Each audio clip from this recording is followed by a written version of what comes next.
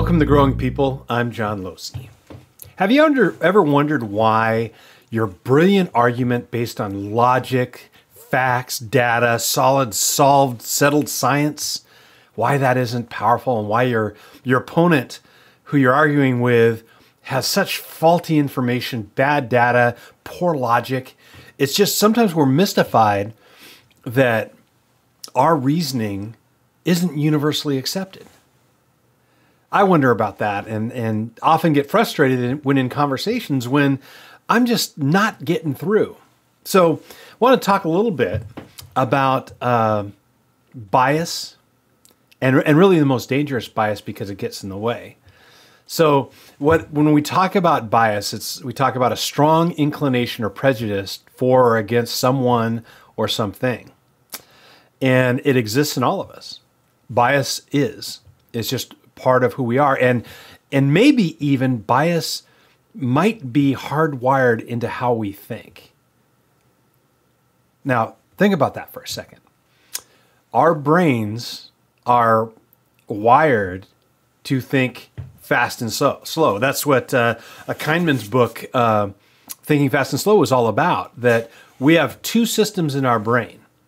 One is habitual thinking, rules of thumb, heuristics based on experience. We know how to get to the office.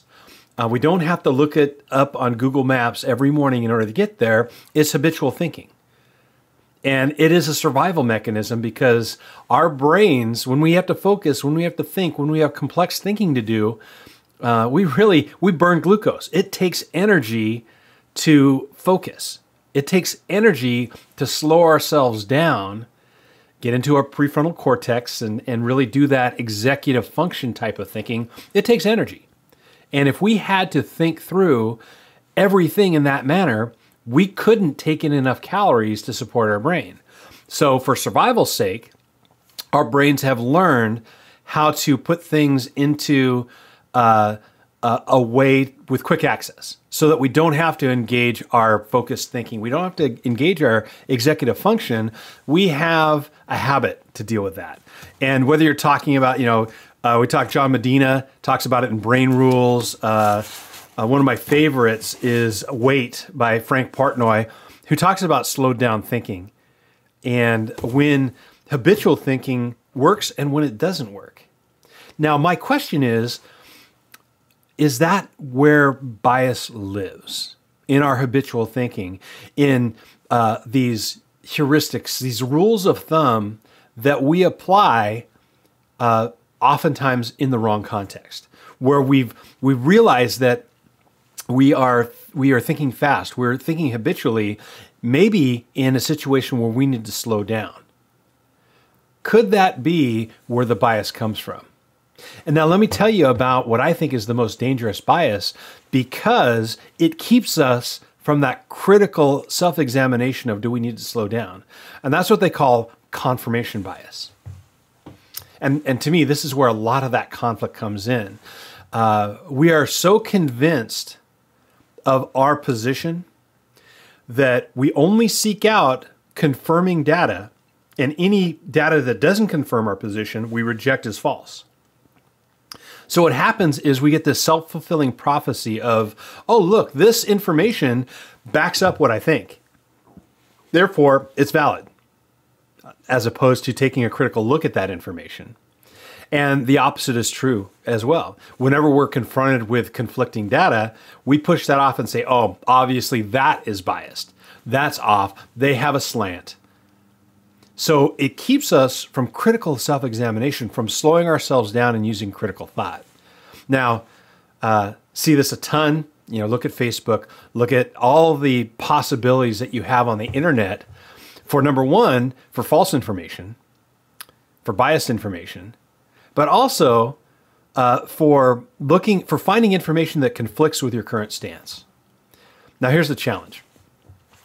I don't think that we can live always in that slow thinking, in that focused thinking mode. It just takes too much energy. And we can't focus on that one thing for so long. The other part about focus is that just like a camera, you'll notice that my face is in focus here, but the stuff in the background is out of focus. When we're focused, we lose context of what we're thinking about. So we can't focus on everything. But every once in a while, when you find yourself reacting strongly to contradictory data that you're coming across, you may want to slow down and ask yourself, am I suffering from confirmation bias? Am I only looking for stuff that I agree with because it's safer and it takes less energy? Not saying live there. I'm saying that when you start to feel that, when you practice self-awareness around, wow, I'm really getting angry about this. My face is getting flushed. My breathing's getting more rapid. That may be the time to take a deep breath, engage your executive function, focus, and ask yourself, is there something to this? Am I stuck in my way of thinking? So confirmation bias is the most dangerous bias because it keeps us from opening up to new situations, new possibility. It keeps us in habitual thinking when perhaps we need to slow down and focus.